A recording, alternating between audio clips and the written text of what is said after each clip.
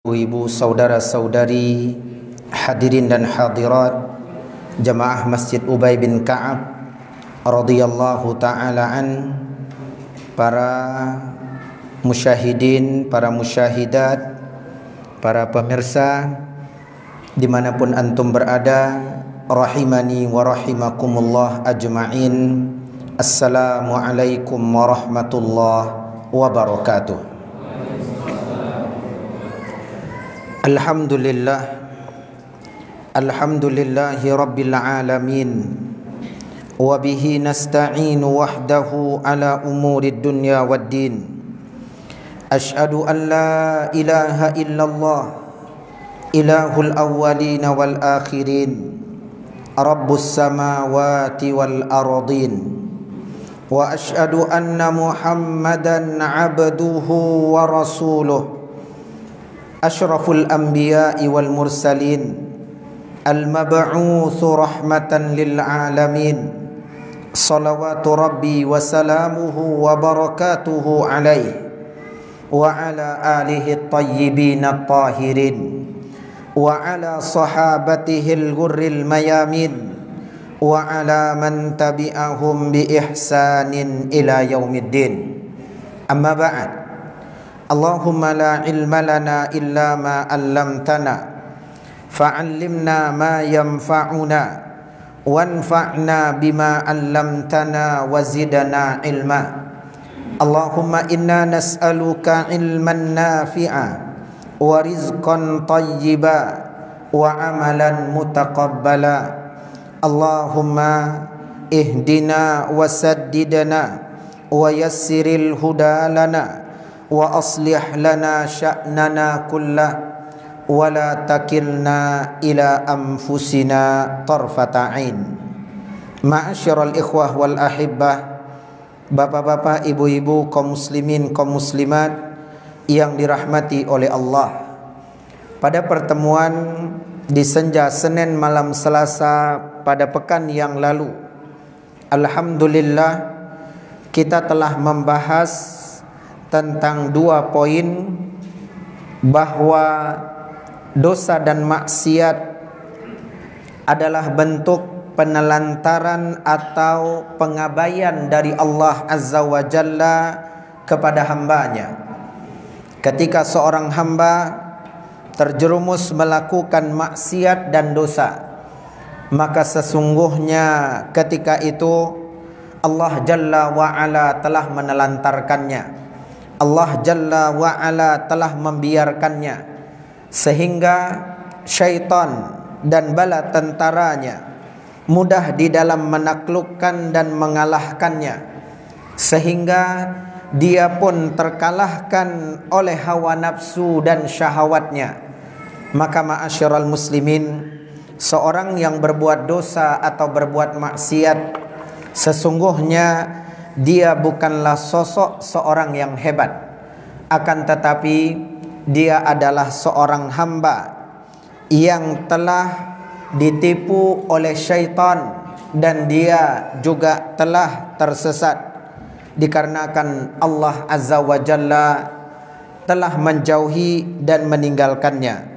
Maka ma'asyiral muslimin, apa yang perlu kita perhatikan dalam poin ini, ketika seseorang terus-menerus berbuat dosa, terus-menerus berbuat maksiat, dia berlama-lama di dalam dosanya, dia berlama-lama di dalam maksiatnya, dia menunda-nunda istighfar dan taubatnya, dia merasa terlalu cepat bagi dia untuk istighfar dan taubat, usianya yang masih muda, kekuatannya yang masih sempurna, maka dia tunda-tunda istighfar dan taubatnya.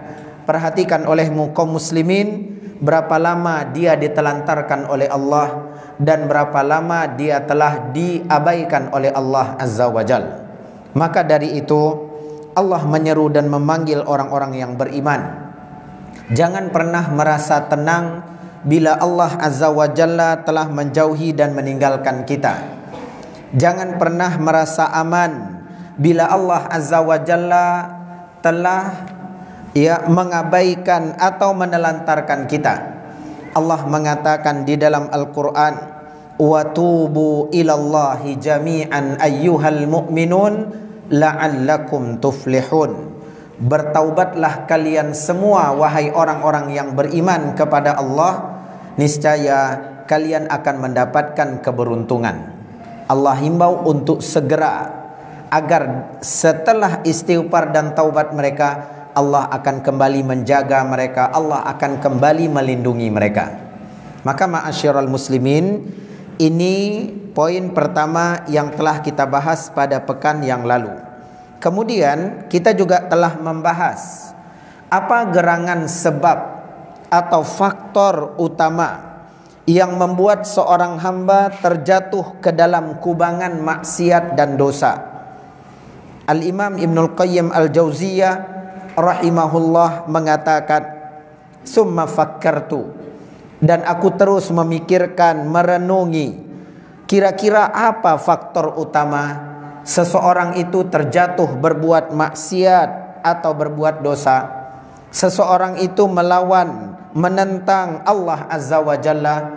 Kata beliau, faktornya adalah karena melemahnya rasa cinta kepada Allah, rasa harap kepada Allah, dan juga rasa takut kepada Allah Azza wa Jal.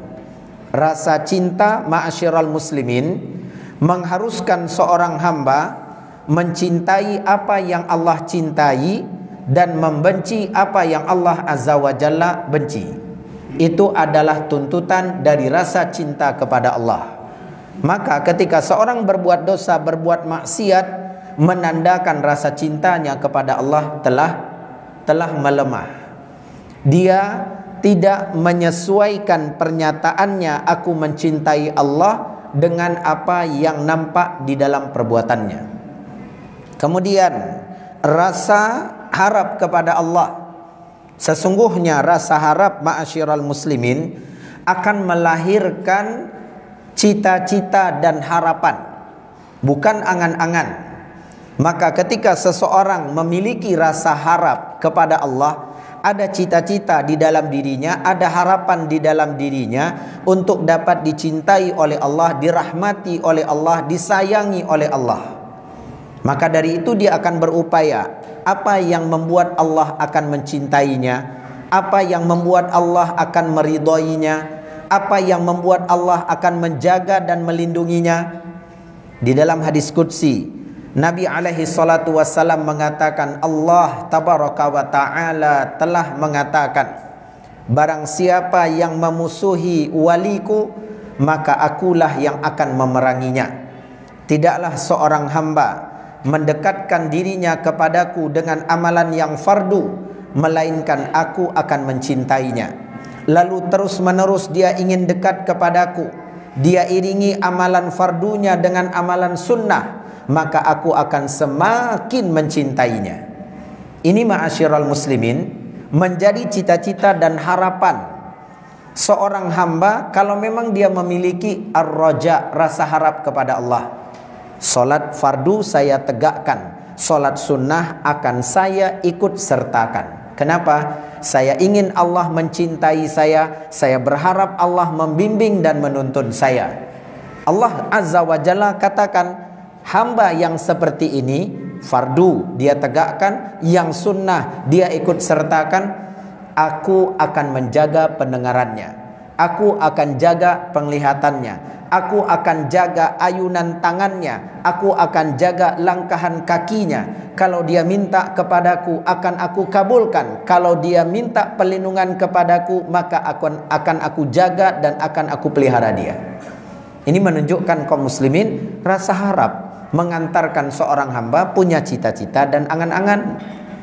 Punya cita-cita dan harapan, bukan angan-angan. Nah, kemudian yang ketiga, rasa takut, yang akan mengantarkan hamba memiliki kebimbangan, kekhawatiran kalau dia melanggar larangan Allah Azza wa Jal, kalau dia melanggar batasan-batasan Allah Azza wa Jal, dia takut akan amarah, murka, dan azab Allah Subhanahu wa ta'ala. Kaum muslimin, kalau tiga perkara ini melemah atau tidak kokoh pada seorang hamba, maka dikhawatirkan dia akan terjerumus berbuat maksiat atau berbuat dosa, melanggar aturan-aturan Allah Azza wa Jal, mengabaikan perintah-perintah Allah Azza wa Jal. Maka dari itu kaum muslimin, mengenali Allah dengan pengenalan yang baik merupakan obat penawar untuk mengokohkan 3 perkara tadi. Hamba yang mengenali Allah dengan pengenalan yang baik akan kuat rasa cintanya kepada Allah, akan kuat rasa harapnya kepada Allah, akan kuat rasa takutnya kepada Allah Azza wa Jalla. Sehingga para ulama menganalogikan 3 perkara ini diibaratkan seperti seekor burung. Rasa cinta itu adalah kepalanya, rasa harap itu adalah salah satu sayap, kemudian rasa takut adalah sayap yang lainnya. Sehingga ketika seekor burung dengan begini kesempurnaan postur tubuhnya, dia punya kepala, tahu dia kemana arah dia akan terbang, dia punya 2 sayap yang menjaga keseimbangan badannya ketika terbang, ini akan menjadi sesuatu yang indah. Begitulah seorang hamba kalau memiliki 3 perkara tadi di dalam hatinya. Kaum muslimin, kaum muslimat, kita masuki poin berikutnya. Poin berikutnya adalah tentang asbabut taufiq. Sebab-sebab taufiq. Faktor meraih taufiq dari Allah Azza wa Jalla. Perhatikan Bapak Ibu kaum muslimin, kaum muslimat, apa yang disebutkan oleh Al-Imam Ibnul Qayyim Al-Jauziyah rahimahullah. Beliau rahimahullah wa ghafaralah mengatakan, summa fakkartu, kemudian aku pikirkan lagi, aku renungkan lagi, hal litaufiqi wal khidlani sababun, apakah taufik dari Allah Azza wa Jalla dan penelantaran darinya punya sebab atau faktor yang membuat 2 perkara tadi menimpa hamba, atau didapatkan oleh hamba. Maksudnya, apakah hamba dapat taufik dari Allah Azza wa Jalla atau ditelantarkan, diabaikan oleh Allah, itu ada sebabnya enggak, ada faktornya enggak? Ini beliau coba renungkan lagi, beliau coba pikirkan lagi. Apakah semata-mata taufik dari Allah dan penelantaran dari Allah itu adalah semata-mata kehendak Allah, keputusan Allah, tapi enggak ada faktor, enggak ada sebab di sana? Ini yang coba beliau telusuri, beliau coba renungi dan hayati. Ternyata ma'asyiral muslimin, beliau rahimahullah wa ghafaralah menemukan faktornya. Bapak Ibu kaum muslimin, kaum muslimat, dengarkan dengan baik dan seksama faktor ini, supaya kita bisa menjadikan ini sebagai bahan untuk muhasabah terhadap diri. Apakah saya, Bapak Ibu kaum muslimin, kita yang alhamdulillah sudah belajar ilmu agama, punya perhatian besar untuk merubah ketaatan kita kepada Allah Azza wa Jalla dari baik menjadi lebih baik, coba perhatikan hasil perenungan beliau rahimahullah wa ghafaralah. Kata beliau, fa idza sababuha ahliyatul mahalli wa adamuha.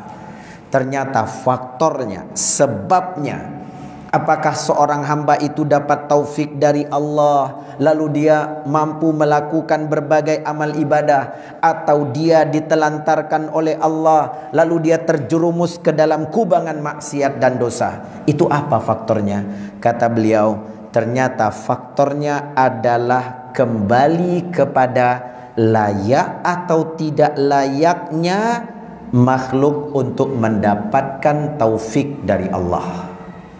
Perhatikan kaum muslimin, layak atau tidak layaknya makhluk untuk mendapatkan taufik dari Allah.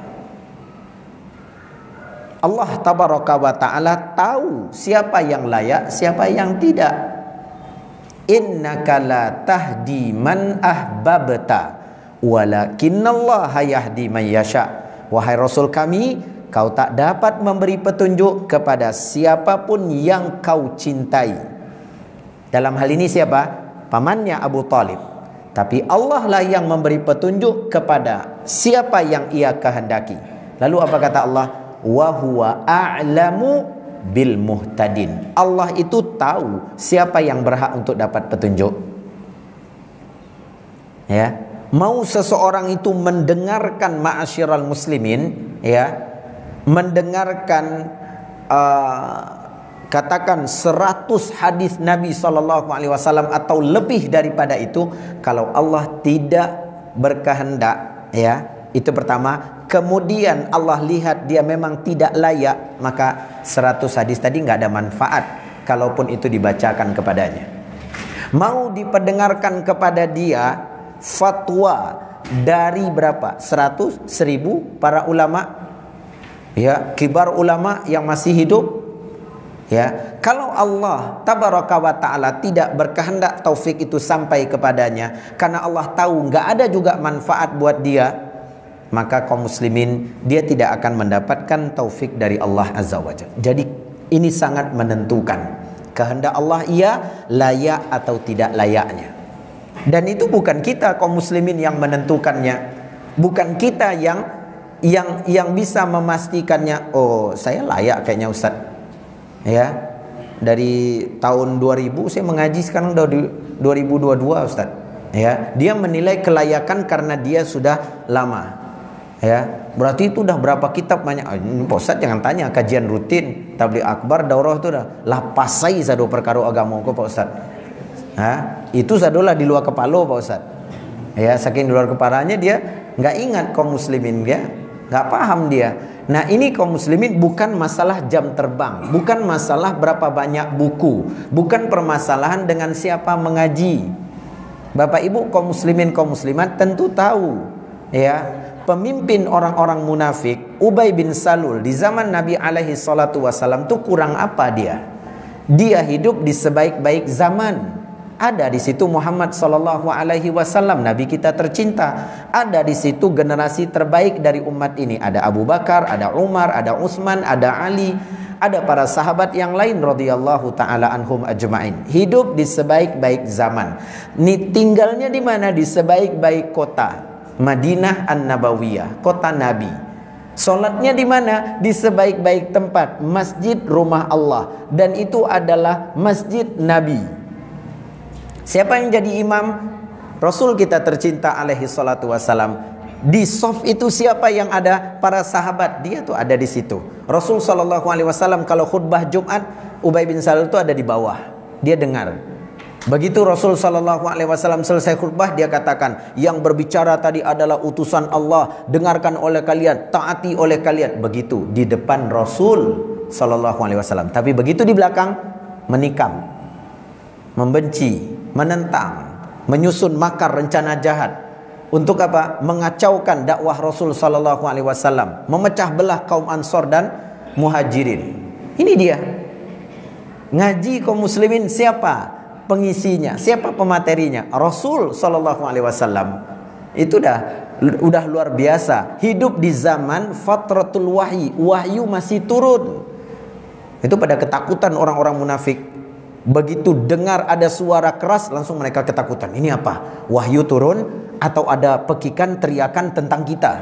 Jangan-jangan nanti kebobrokan kita ketahuan oleh kaum muslimin, kebusukan kita tercium oleh mereka.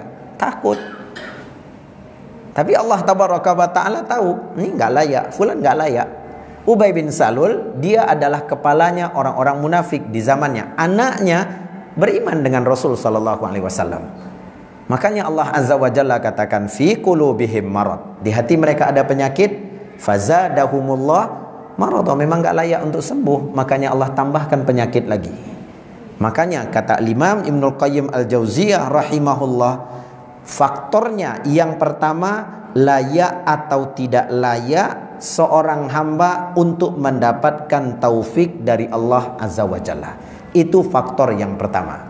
Kaum muslimin, kita lihat dalil dari Al-Quran sebelum kita berhenti sejenak mendengarkan azan solat Isya dikumandangkan. Surat Al-Anfal ayat 22 sampai ayat 23. Ini membuktikan hasil dari penelitian atau pemikiran Al-Imam Ibnul Qayyim Al-Jauziyah rahimahullah wa ghafaralah. Allah Jalla Jalaluh mengatakan, inna syarrad dawabbi indallah as-summul bukmul ladzina la ya'qilun.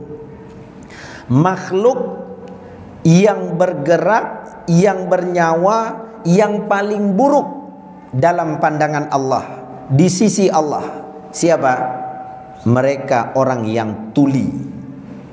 As-sum, tuli. Mereka adalah orang yang bisu. Bukm, bisu. Kemudian kata Allah, mereka orang-orang yang tidak mengerti. Kaum muslimin, kalau lihat di awal-awal surat Al-Baqarah, sifat ini tentang siapa? Summun, bukmun, umyun, fahum la ya'qilun. Ini tentang siapa? Tentang orang-orang munafik. 4 ayat tentang orang-orang muttaqin, 2 ayat tentang orang-orang kafir, lebih dari 10 ayat tentang orang-orang munafik. Salah satu ciri-cirinya adalah summun, bukmun, umyun, fahum la ya'qilun. Mereka itu buta, mereka itu tuli, mereka itu tidak punya akal. Nah, ini tentang mereka. Kata Allah, seburuk-buruk makhluk dalam pandangan Allah mereka, orang-orang munafik. Mengaku mendengar seruan dari Allah dan Rasulnya, tapi mereka nggak dengar. Makanya Allah katakan mereka adalah orang yang tuli, bisu, dan tidak mengerti. Kemudian lihat ayat berikutnya. Kata Allah Azza wa Jal, walau alimallahu fihim khairan la asma'ahum. Kalau sekiranya Allah Azza wa Jalla mengetahui ada kebaikan pada mereka, tentu Allah jadikan mereka dapat mendengar. Allah Azza wa Jalla bukan nggak tahu, Allah sudah tahu, ya. Tapi memang nggak ada kebaikan pada mereka, nggak ada manfaat buat mereka. Kurang apa coba? Yang mendakwahi mereka siapa? Nabi Muhammad SAW. Kalau Rasul SAW saja sudah mereka dustakan, lalu siapa lagi yang mau diutus ke tengah mereka? Memang nggak ada kebaikan. Makanya Allah tidak jadikan mereka dapat mendengar. Walau asma'ahum latawallaw wahum mu'ridun. Kalaupun Allah jadikan mereka dapat mendengar, niscaya mereka juga akan tetap berpaling. Ini Bapak Ibu kaum muslimin kaum muslimat yang perlu kita perhatikan. Apakah saya, Bapak Ibu kaum muslimin kaum muslimat, kita hadir ke majelis ilmu, kita pelajari Al-Quran dan hadis, setelah itu coba lihat. Kalau ternyata kita berpaling, wal'iyadzubillah, kita khawatir taufik dari Allah Azza wa Jalla sedang dijauhkan bagi setiap kita. Jadi begitu selesai mengaji, Ustaz tu cendokayu bana, tayo tanda ini sampaikannya tadi.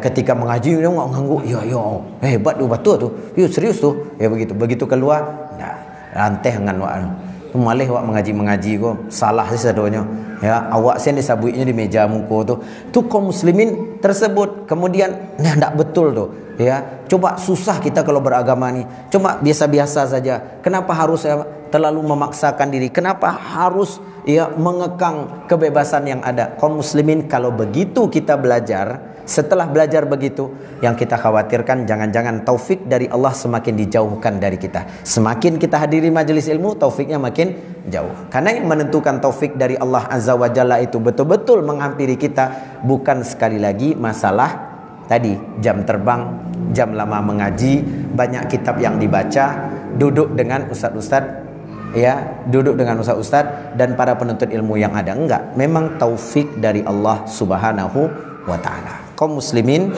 kita rehat dengarkan azan solat Isya dikumandangkan. Wallahu ta'ala a'la wa a'lam bissawab.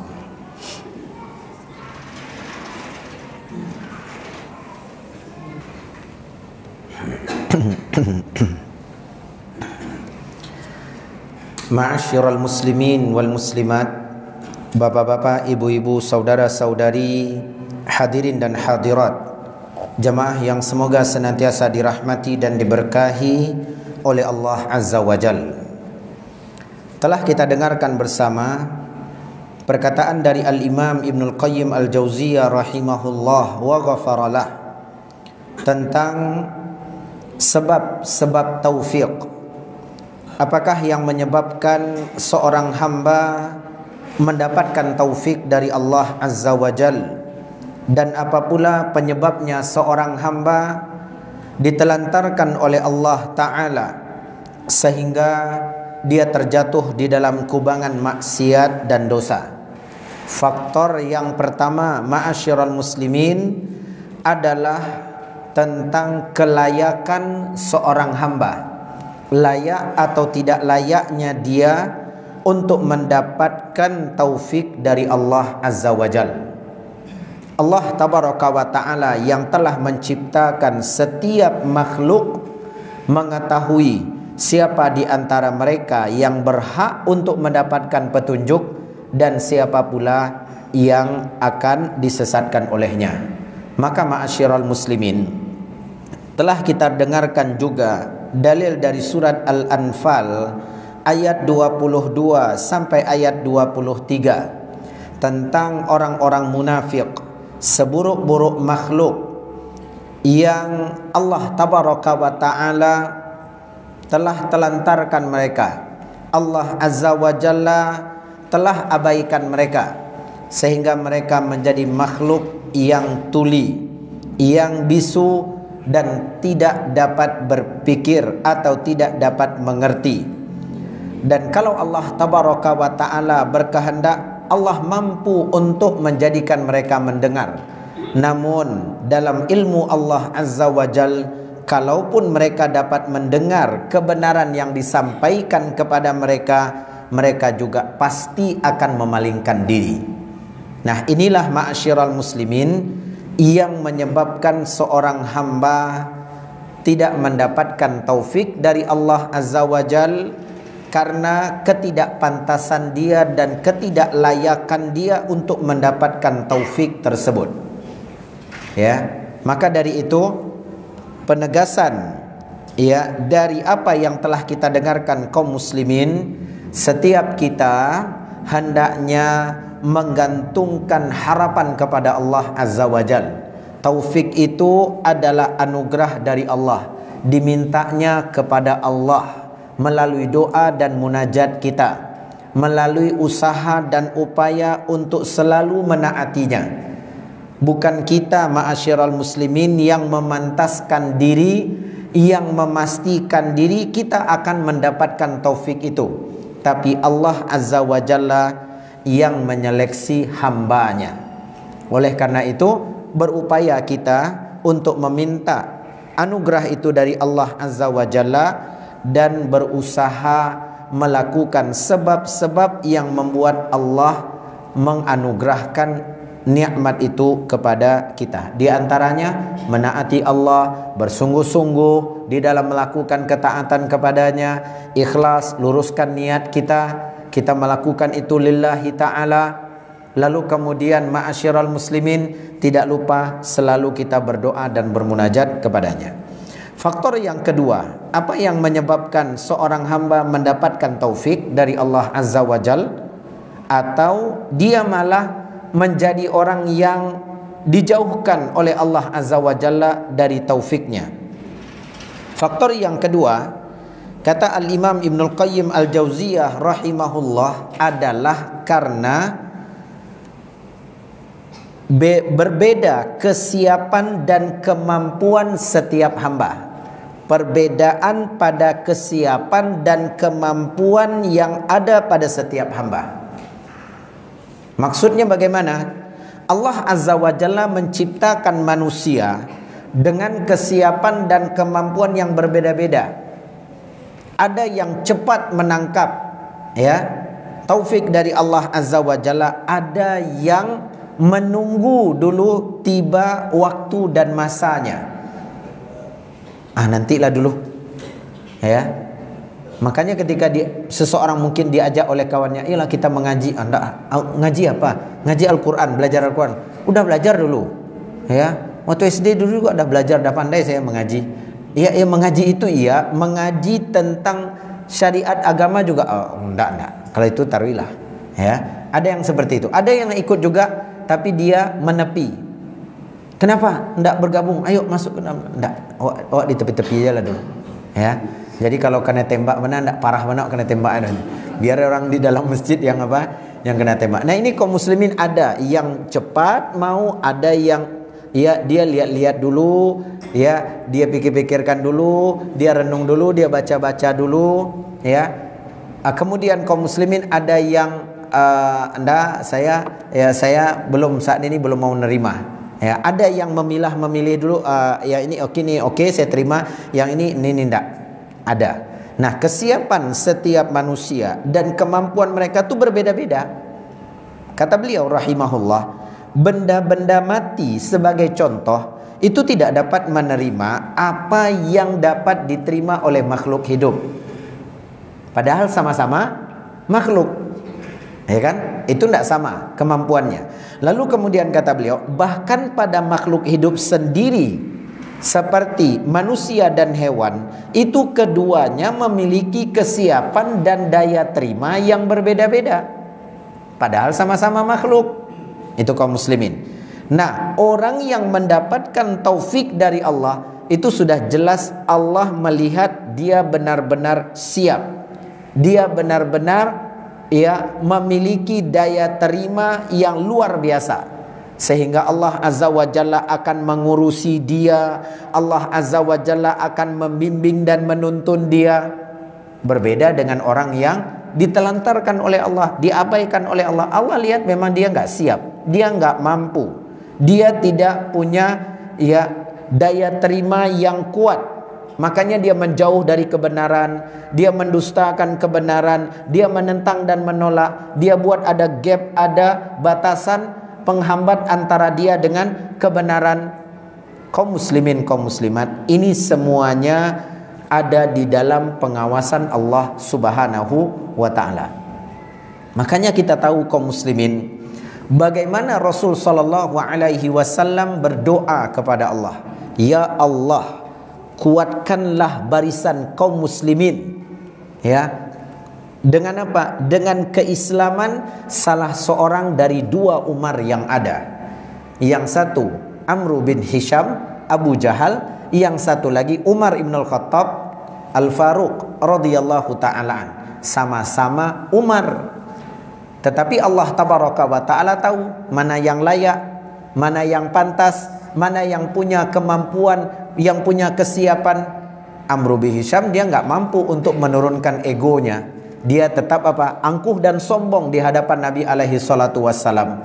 Sehingga kan kaum muslimin, kejahatan dia, kebengisan dia itu membuat para ulama menyebutkan Fir'aunnya umat ini dialah Abu Jahal itu. Tidak siap dia untuk menerima kebenaran. Sedangkan Umar ibn al-Khattab radhiyallahu ta'ala bagaimanapun kekuatan badannya, ketegasan sikapnya, dia punya daya terima yang bagus, dia punya kemampuan dan kesiapan. Makanya kaum muslimin, kaum muslimat, Allah Azza wa Jalla memilih Umar ibn al-Khattab radhiyallahu ta'ala. Sebagaimana kita dengar kisah tentang paman Nabi alaihi salatu wassalam, Abu Talib. Tidak siap dia. Bagaimana tiap Nabi alaihi salatu wassalam mengatakan, "Ya am, kul kalimatan uhajulaka biha indallah." Paman, ucapkanlah sebuah kalimat yang aku sampaikan kepadamu ini, niscaya aku akan berhujah di hadapan Allah nanti di hari kiamat. Tanda tidak siapnya bagaimana? Para pemuka Quraisy yang ada membisikkan kepada dia, "Wahai Abu Talib, atarghab an millati abina? Semudah itukah kau tinggalkan agama nenek moyang kita?" Enggak terucap oleh dia kalimat tauhid itu. Lalu diulang lagi oleh Nabi alaihi salatu wasallam, dibisikkan lagi oleh pemuka Quraisy. Ini berarti dia bukan sosok yang layak untuk dapat taufik dari Allah Azza wa Jalla. Sementara kaum muslimin, Salman Al-Farisi, seorang sahabat yang mulia dari negeri yang jauh, dari Iran, dari sebuah daerah yang bernama Asfahan. Itu dia datang ke kota Madinah, dia harus berpindah-pindah keyakinan. Dia adalah anak dari seorang tokoh Majusi di negerinya. Dia dapat pekerjaan mulia dari bapaknya. Dia dipingit di rumahnya. Kau nggak boleh keluar, Salman. Kau tetap di rumah. Kerjaanmu apa? Kau menjaga agar api ini tetap menyala. Jadi dia menjaga Tuhannya. Itu, ya, orang Majusi kan penyembah api. Nah tuh dia dapat kerja mulia itu. Suatu hari dia dapat tugas dari ayahnya untuk mengantarkan, saya lupa apakah pesan atau makanan kepada buruh atau bawahan ayahnya. Itulah, kata dia, pertama saya dapat keluar rumah. Dan ternyata itu pula sebab Allah ingin, ya, menyampaikan hidayah itu kepada saya. Dia lewat di sebuah kanisah, sebuah gereja. Dia melihat peribadatan, ya, manusia di dalam rumah ibadah itu yang tak pernah dia kenal sebelumnya. Sehingga timbul pertanyaan dalam dirinya, kayaknya sepertinya itu keyakinan yang tepat, itu agama yang benar. Yang saya sekarang berada ini adalah yang keliru, yang salah. Nah, kaum muslimin, dia pindah dari Majusi ke Nasrani. Kemudian setelah itu ikut dengan beberapa uskup, beberapa pendeta, berpindah-pindah. Lalu kemudian dijual sebagai seorang budak, jadi budaknya orang Yahudi sampai ke kota Madinah. Berpindah-pindah, ya, sampai dia melihat seorang uskup, seorang pendeta yang telah menipu, ya, umatnya dengan cara mengajak mereka mengumpulkan harta. Lalu setelah harta terkumpul, ternyata harta ini disimpan untuk diri sendiri, bukan untuk, ya, maslahat umat. Nah, dia ketika itu pun goyah. Namun kemudian kokoh kembali keyakinannya bahwa agama ini benar, tetapi yang salah itu adalah personnya, orangnya. Makanya kaum muslimin kalau lihat umat Islam melakukan kesalahan, jangan salahkan Islamnya, tapi lihatlah kesalahan yang dilakukan oleh kaum musliminnya, pemeluknya. Ya, Islam itu mulia, dan siapapun yang mau menjaga keislamannya, dia akan terangkat dan menjadi hamba yang mulia. Nah, kaum muslimin berpindah-pindah keyakinan sampai ke kota Madinah. Dia mendengar berita ada seorang yang mengaku sebagai seorang nabi. Itu pun dia harus mengendap-endap di malam hari. Dia bawa kurma di dalam satu kantong, lalu dia letakkan di depan Nabi. Dia katakan, ini adalah hadiah untuk engkau wahai Rasul. Rasul SAW ambil beberapa butir kurma lalu berikan kepada sahabat yang lainnya. Kata dia, saya checklist satu tanda.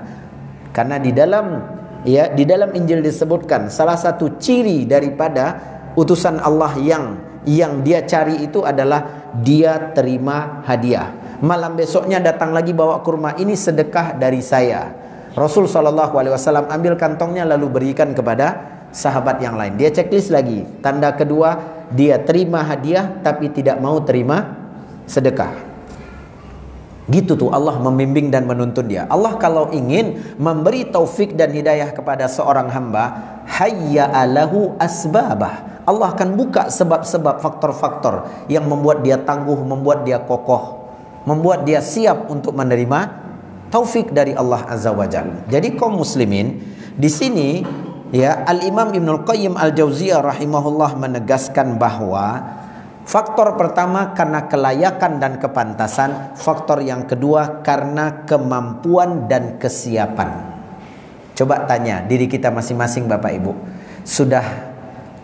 Sudah sekian waktu, sekian masa kita belajar ilmu agama. Kita siap enggak untuk mengamalkannya? Kita siap enggak untuk mendakwahkannya? Kalau kita belum siap kaum muslimin, berarti, ya, kadar taufik yang sampai kepada kita, ya, itu adalah sebesar dari kesiapan dan kemampuan kita tadi. Karena Allah mengatakan dalam surat Al-Ankabut, walladzina jahadu fina, orang yang bersungguh-sungguh mencari kecintaan kami, keridhaan kami, dia kerahkan dayanya, upayanya, ya, stamina, tenaga yang ada, fokus dia, maka kata Allah, lanahdiyannahum subulana, kami beri dia hidayah, kami beri dia taufik, nampak oleh dia jalan-jalan yang akan mengantarkan dia kepada cinta dan ridho kami. Jadi kaum muslimin butuh kegigihan, butuh kesungguhan. Kalau kita masih separuh-separuh, ya, yang penting ngaji Ustaz, yang penting catat aja dulu. Ngamalkannya gimana Pak? Nantilah dulu Pak Ustaz, yang penting catat dulu, simpan dulu, ya. Hafalnya belum lagi apa mau diamalkan Pak Ustaz. Ya, karena kegigihan kesungguhannya apa? Kurang. Tapi ketika seseorang gigih sungguh, dia dengarkan, kemudian dia catat, lalu kemudian dia ulang lagi di rumah, dia upayakan mengamalnya, jatuh bangun dia dalam melakukannya. Allah tahu proses yang dia lakukan. Makanya kata Allah Azza wa Jalla, kami tunjukkan jalan-jalan kami kepadanya. Wa innallaha lama'al muhsinin. Allah bersama orang-orang yang berbuat baik. Nah, kaum muslimin, kaum muslimat, ini merupakan faktor taufik yang kedua. Lalu kata beliau rahimahullah wa ghafaralah, orang yang layak menerima taufik dari Allah Azza wa Jalla, dia adalah orang yang layak menerima nikmat darinya. Allah tabaraka wa taala tahu siapa yang berhak menerima nikmat ini, siapa yang tidak. Orang yang menerima taufik dari Allah, kaum muslimin, perhatikan ciri-cirinya. Dia menyadari keberadaan nikmat tersebut dan menyadari kedudukan serta ketinggian nikmat itu.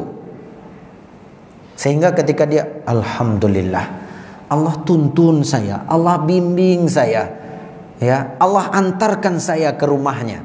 Dia tahu tuh nikmat itu begitu berarti, begitu bermakna buat dia. Lalu kemudian setelah dia menyadari ketinggian nikmat itu, kemuliaan dan keagungan taufik dari Allah Azza wa Jalla itu, dia menyadari nikmat taufik itu karena kemurahan Allah dan karunia Allah kepada dia, bukan karena kemampuan dia, bukan karena kelayakan dan kepantasan dia. Hati-hati kaum muslimin. Ini yang membedakan orang dapat taufik dengan tidak, ya kan? Nah, ketika seseorang merasakan dia memang dapat bimbingan dari Allah, petunjuk dari Allah, dia hadir ke rumah Allah, entah sholat 5 waktu, entah duduk di majlis ilmu, kaum muslimin, itu dia sadari, ini bimbingan dari Allah, ini taufik dari Allah. Allah selamatkan saya. Kalau saya di rumah, tah apa yang saya kerjakan. Kalau saya pergi dengan kawan saya tadi, tah apa obrolannya, tah apa ceritanya, tah apa kejadiannya. Tapi Allah tuntun, Allah bimbing. Dia pun menerima nikmat itu dengan senang, dengan gembira. Dia kelola dengan sebaik-baiknya. Kaum muslimin, itu orang yang dapat taufik dari Allah. Berarti orang yang menyandarkan, ya, apa yang dia lakukan kepada dirinya, ya, dia melihat bahwa saya bisa hadir ke majelis ilmu, iyalah, ya, dekat masjid ini dari rumah saya, gitu kan? Saya bisa hadir ke majelis ilmu, ya, karena apa? Karena kekuatan saya, karena kehebatan saya. Saya bisa sholat 5 waktu karena, ya, karena kesehatan badan saya. Ya, saya rajin Pak Ustadz jalan pagi. Saya Pak Ustadz kemana-mana suka jalan kaki. Jadi ke masjid jalan kaki itu biasa sama saya, tidak ada masalah. Ini kaum muslimin, dia merasa dia hebat dengan sendirinya. Dia merasa dia layak dan pantas.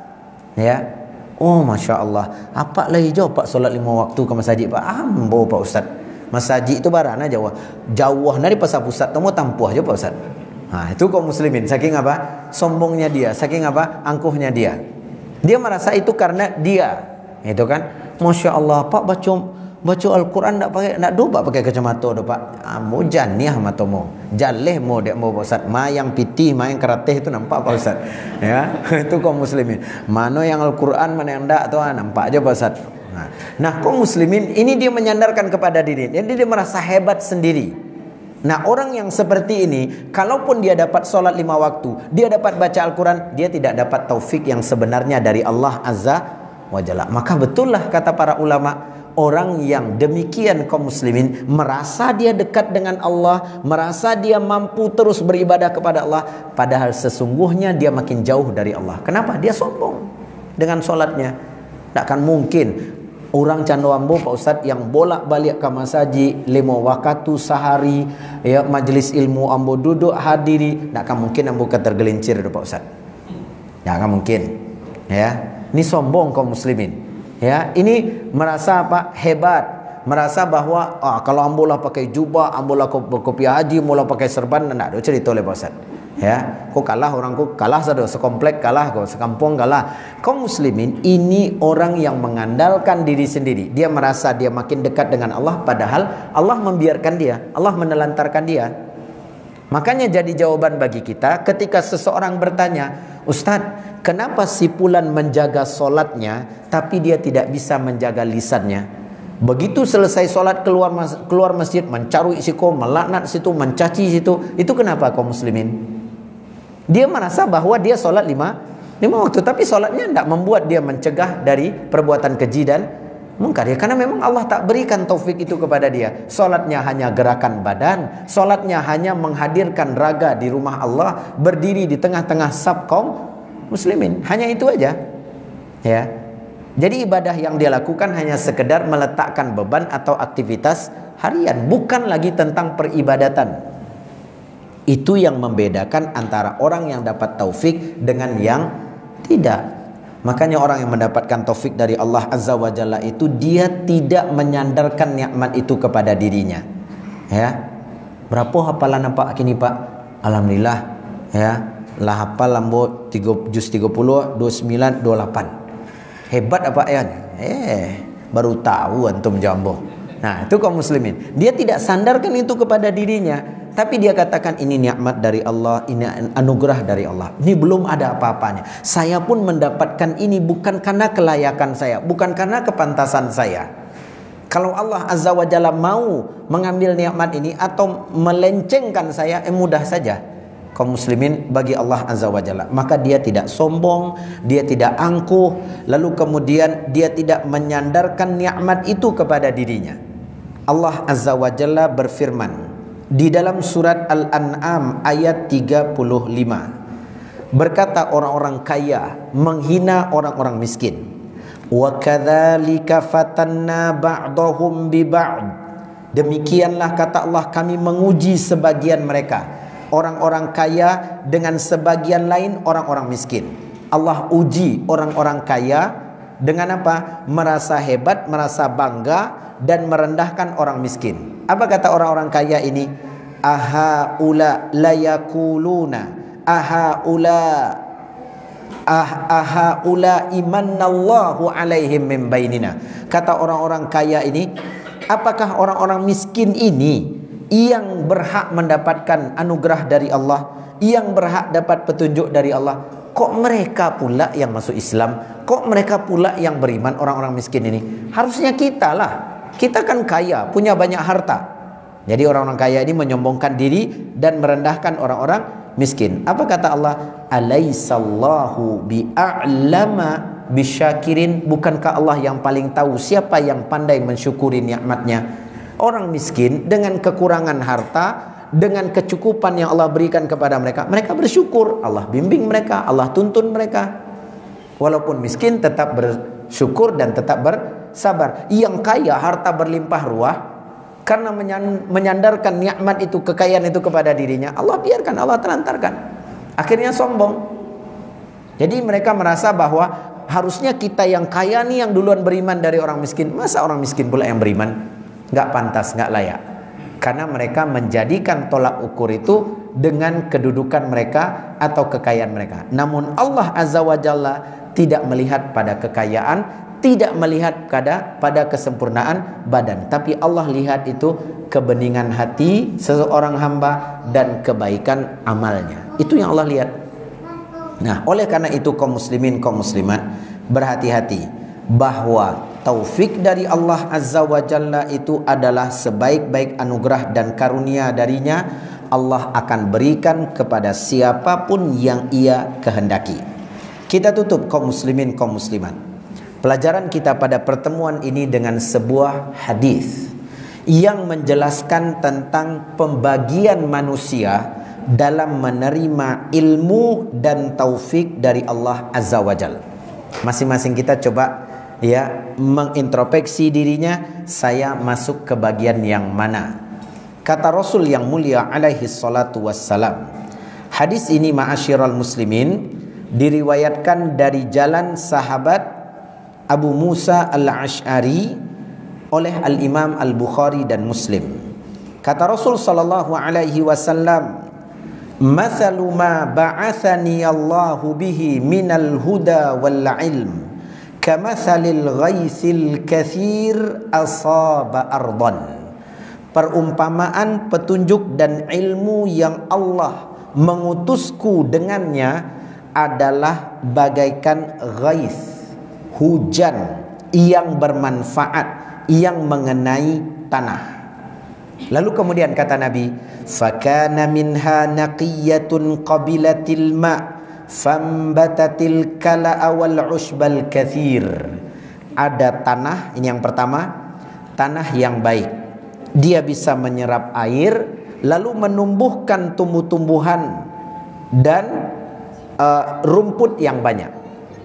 Jadi tanah ini menyerap air lalu kemudian di atasnya tumbuh-tumbuhan dan rumput yang banyak. Satu. Yang kedua, wa kanat minha ajadibu amsakatil ma fanafa'allahu bihan nas fasharibu wasaqaw wazara'u.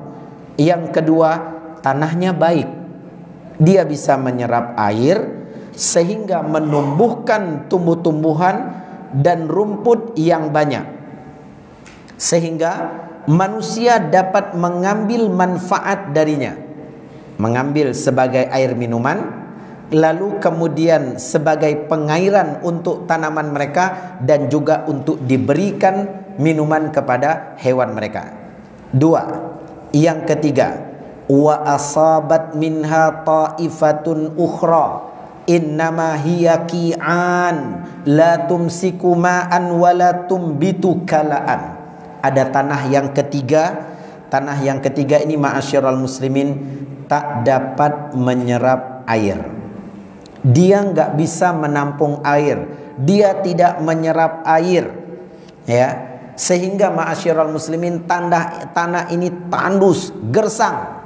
Manusia nggak bisa ambil air minum di situ, nggak bisa juga mengalirkan ke tanaman-tanaman mereka, nggak juga bisa ambil minum untuk hewan ternak mereka. Maka kata Rasul sallallahu alaihi wasallam, perumpamaan tiga tanah tadi adalah fadzalika mathalu man faquha fi dinillah wa nafa'ahu ma ba'athani Allahu bih fa'alima wa 'allam. Perumpamaan dua, satu dan dua itu adalah perumpamaan orang yang belajar ilmu agama lalu bermanfaat baginya apa yang telah diutus aku dengannya. Dia pelajari lalu dia ajarkan. Wa mathalu man lam yarfa' bidzalika ra'san. Adapun tanah yang tandus dan gersang, perumpamaan orang yang tak pernah mengangkat kepalanya. Walam yakbal hudallah alladhi ursiltu bih, dan tak pernah menerima petunjuk yang Allah turunkan kepadaku, yang Allah utus ya aku dengannya. Perhatikan kaum muslimin bagaimana penjelasan Nabi alaihi salatu wassalam. Ternyata pembagian manusia itu ada tiga dalam hadis ini, dalam menerima ilmu dan taufik dari Allah.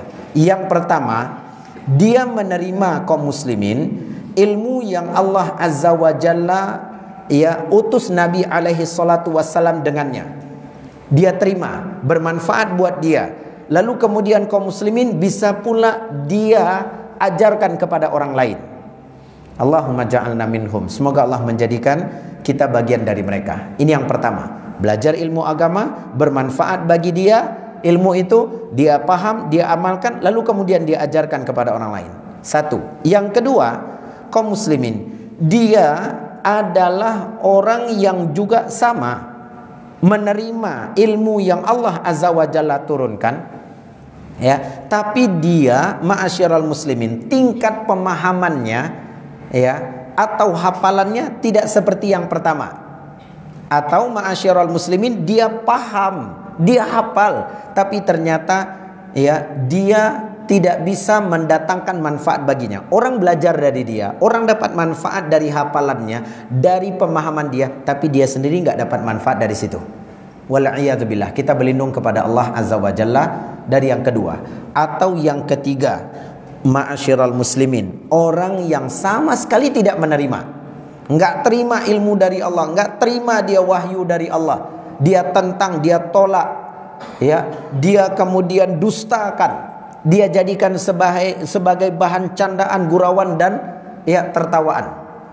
Wal'iyadzubillah. Ini adalah manusia yang ketiga.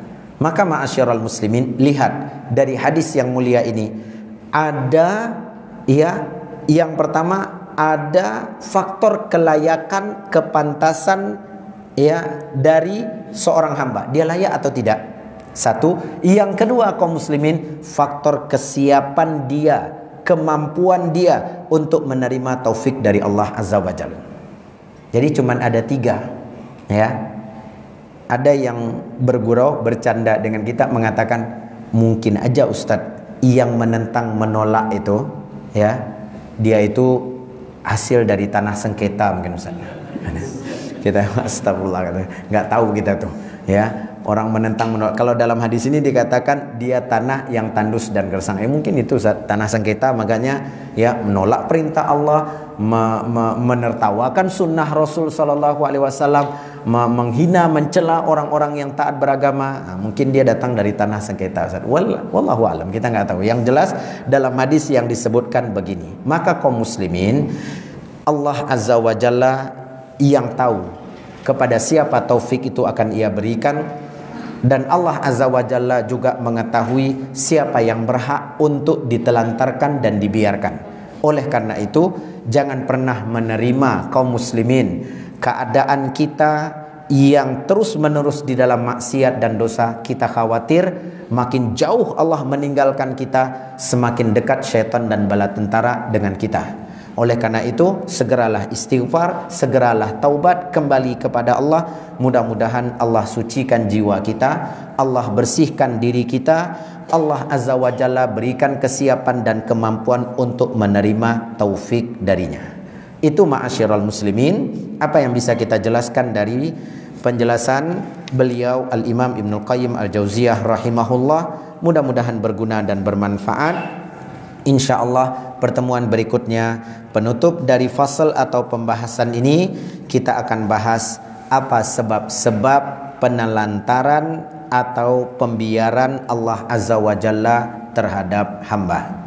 Hadani Allah wa iyyakum ajma'in, wa sallallahu wasallam wa baraka wa an'am ala nabiyyina wa habibina Muhammad wa ala alihi wa sahbihi wasallam, walhamdulillahi rabbil alamin. Jazakumullahu khairan wa barakallahu fikum jami'an. Wassalamu alaikum warahmatullahi wabarakatuh.